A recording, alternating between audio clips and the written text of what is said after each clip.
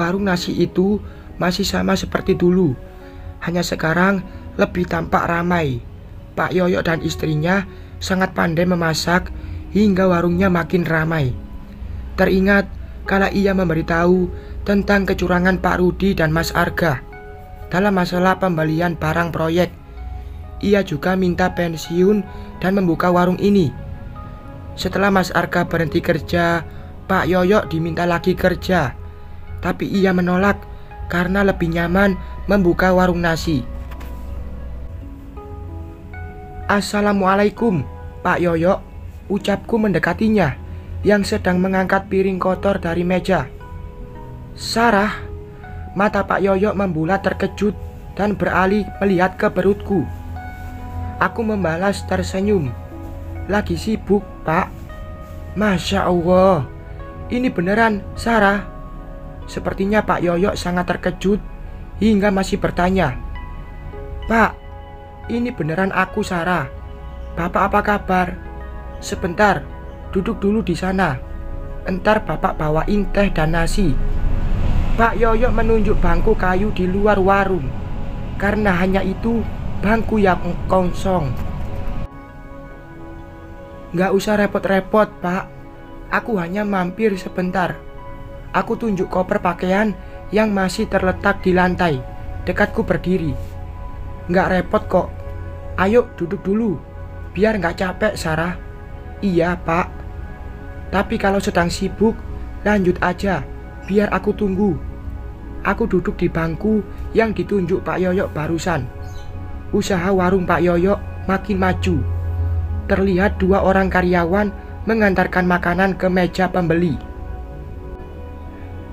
Tak lama kemudian, Pak Yoyo menghampiri sambil membawa sepiring nasi lengkap dengan sayur dan lauknya, serta segelas teh hangat.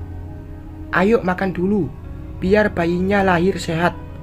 Makanan dan minuman itu diletakkan di meja. "Wah, ini enak sekali, Pak. Kebetulan lagi lapar," ucapku sambil mencuci tangan dan menyantap makanan itu. Sedang makan pun, Pak Yoyo masih menatap ke perutku. Entah apa yang dipikirkannya. Masakan Pak Yoyo sangat enak. Selama hamil, inilah makanan yang paling cocok di lidah. Kehamilan kali ini banyak perbedaan dibanding hamil sebelumnya. Aku gampang menangis dan mual agak berlebihan. Tapi alhamdulillah masih kuat kerja, jalan kaki ke kantor, dan naik bus berjam-jam menuju kota. "Bapak nggak makan?" tanyaku, lalu menyuap nasi. "Bapak udah makan, Sarah. Bentar, Bapak ambilkan tambahan nasi." Pak Yoyo bangkit dari duduk. "Nggak usah, Pak. Aku hanya sebentar," sanggaku. Padahal makan sepiring belum kenyang. Hamil besar makan 2 kali lipat dari biasanya. Astaga, enak sekali masakan Pak Yoyo. Nggak usah terburu-buru. Lagian cucuku di perutmu itu harus sehat, Sarah. Lalu Pak Yoyo berlalu masuk warung. Aku hanya tersenyum sambil menyantap makanan ini. Niat hanya sebentar, terhalang makan pakai tambah. Ya ampun, lidah ini tidak bisa menahan selera. "Ini, makan yang banyak, biar cucuku lahir sehat." Pak Yoyo meletakkan sepiring nasi di meja. Ini pemandangan yang sangat disuka. Makanan ini menggugah selera. "Makasih, Pak. Enak sekali." Tanpa menunggu lama, sepiring lagi nasi lengkap dengan lauknya sudah memanjakan lidah. Pak Yoyo tersenyum melihatku makan. "Pak, aku mau nanya." "Selesaikan dulu makannya. Bapak mau ke dalam bentar ya." Sepertinya Pak Yoyo sudah tahu apa yang ingin kutanyakan. Tidak terlihat penasaran sama sekali. "Tunggu, Pak." Pak Yoyo tidak jadi masuk. Jangan beritahu Mas Ismail aku di sini, Pak." "Kenapa, Sarah?" "Ya, karena nggak enak ganggu rumah tangga orang." Iya, lanjutkan makannya." Lalu Pak Yoyo berlalu ke dalam. Sedang menyantap makanan, mataku tertuju pada sebuah mobil memasuki halaman warung. Mobil yang sangat aku kenal. Tanpa berpikir panjang, aku berlari sembunyi di balik dinding warung. Koper pakaianku masih di dekat bangku. Mendadak selera hilang, saking paniknya. Mas Ismail, ia datang ke warung ini. Apakah Pak Yoyo menghubungi Mas Ismail hingga ia ke sini? Ya Tuhan, jangan sampai ia melihatku. Pak Ismail, makan seperti biasa, Pak. Tanya Pak Yoyo keluar dari warung, menyambut Mas Ismail. Iya, seperti biasa, Pak. Aku duduk di sana saja. Mas Ismail menunjuk bangku kosong tempatku duduk barusan. Waduh, bagaimana kalau ia melihatku? Tapi di sana belum dibersihkan, Pak. Pak Yoyo celingukan pasti mencari keberadaanku. Ya udah, di dalam aja, Pak. Lalu Mas Ismail masuk hingga tak terlihat lagi. Akan tetapi Pak Yoyo mendekati bangku tempatku duduk. Aku sengaja sedikit menampakkan diri hingga keberadaanku bersembunyi dilihat Pak Yoyo. Lalu Pak Yoyo melangkah menghampiriku. Bagas, siapkan menu seperti biasa buat Pak Ismail, sahut Pak Yoyo melihat ke arah dalam warung sambil melangkah mendekat. Ya, Pak, terdengar seorang menjawab dari dalam. Kini aku dan Pak Yoyo sudah berada di samping warung. Kenapa sembunyi, Sarah? Pak, tolong jangan beritahu aku di sini. Sampai keringat bercucuran, saking paniknya. Bapak bawa makannya ke belakang aja ya, biar makan di sana. Gak usah, Pak, aku mau pergi temui anakku. Tolong ambilkan koperku, Pak. Rencananya aku mau lewat samping agar tidak terlihat Mas Ismail. Kita belum cerita dan kenapa terburu-buru.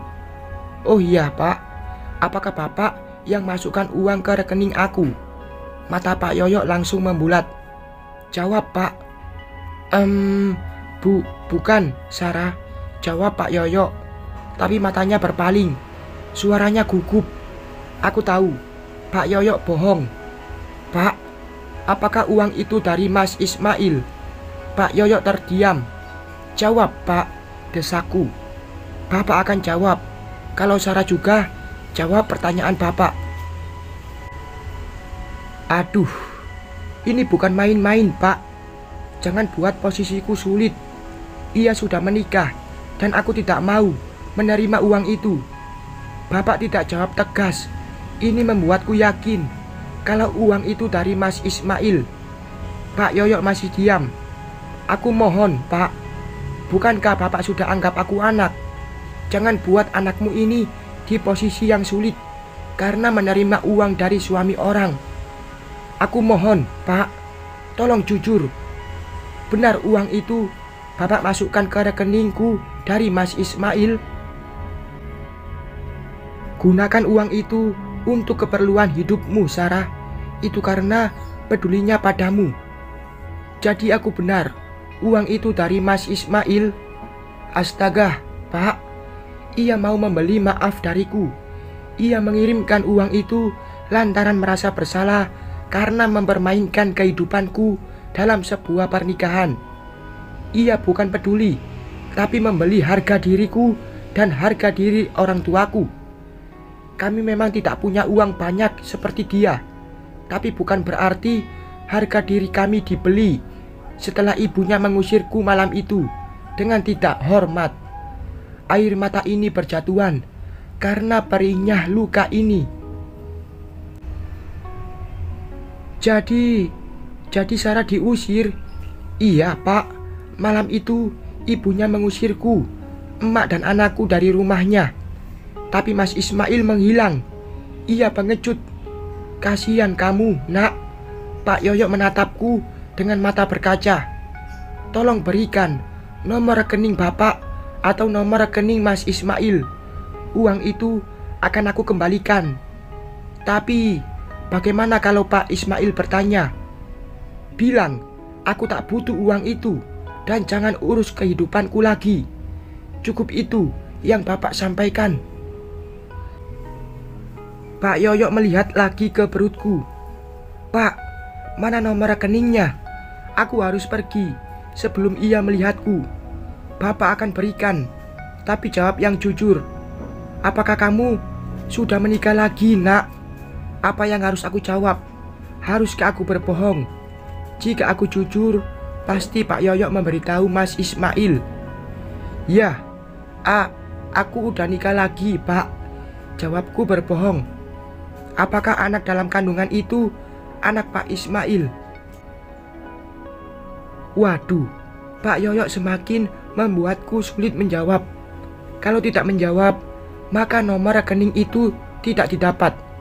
Rekening koran itu tertinggal. Dulu Mas Ismail pernah transfer uang. Seharusnya aku bisa dapatkan nomor rekeningnya di sana. Jawab, Nak. Jangan mencoba berbohong pada orang tua. Ucapan Pak Yoyo terdengar tegas. Pak, aku hanya ingin kembalikan uang itu. Setelah ini aku janji tidak akan menyusahkan Bapak lagi. Liriku. Aku bisa dapatkan nomor rekening Mas Ismail. Yang penting pertanyaanku sudah terjawab. Sambungku. Kamu bicara apa, Sarah? Tidak ada anak menyusahkan orang tua. Justru orang tua mengkhawatirkan keadaan anaknya.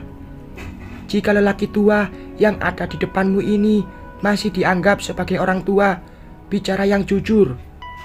Ya Tuhan, tak sanggup berbohong. Pak Yoyo sudah kuanggap seperti bapak. Jangan beritahu dia, Pak. Aku mohon. Air mata ini berjatuhan lagi.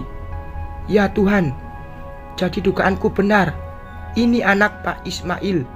Pak Yoyo terlihat sangat terkejut melihat lagi ke perutku. Uang itu buat anak dalam perutmu, Sarah. Itu hak kalian. Jalanilah hidup sesuai yang membuatmu nyaman. Tapi jangan buat anak itu terlahir tanpa biaya hidup. Uang itu bukan untuk anakku, Pak, tapi untuk menebus rasa bersalahnya. Aku tidak butuh rasa kasihan mereka. Aku masih sanggup. Akhirnya Pak Yoyo memberikan nomor rekening Mas Ismail. Lalu koperku diambilkan dan aku segera pergi meninggalkan warung itu melalui jalan samping. Tujuan utama adalah ke bank terdekat. Masih ada waktu 1,5 jam lagi sebelum bank tutup. Terik matahari tidak membuatku ragu melangkah. Meskipun perut besar, jalanan macet. Aku menyeberang jalan di antara mobil-mobil berhenti karena lampu merah. Sial. Koperku terlepas hingga harus segera mengambilnya lagi. Efek terasa mulai kelelahan, membuat tangan tidak memegang erat. Tit, tit, tit. Waduh, lampu sudah berubah hijau. Aksiku mengambil koper membuat antrian baru hingga suara klakson mobil menyapa. Cepat, Mbak, mari aku bantu. Tiba-tiba ada seorang pengamen membantuku membawakan tas koper hingga aku bisa menyeberang jalan secepatnya. Alhamdulillah, makasih ya, Dek. Ucapku merasa lega karena sudah berhasil menyeberang jalan. Bahkan kini terduduk sejenak di halte karena jalan cukup jauh. Merasa jauh karena kondisi perut besar. Akan tetapi, kala aku duduk, netraku menangkap wajah seseorang di dalam mobil yang lewat. Pintu kaca jendela mobil dibiarkan terbuka, seperti sengaja melihatku. Kami beradu pandang hingga mobil itu semakin menjauh. Ia adalah Mami Mas Ismail. Bersambung.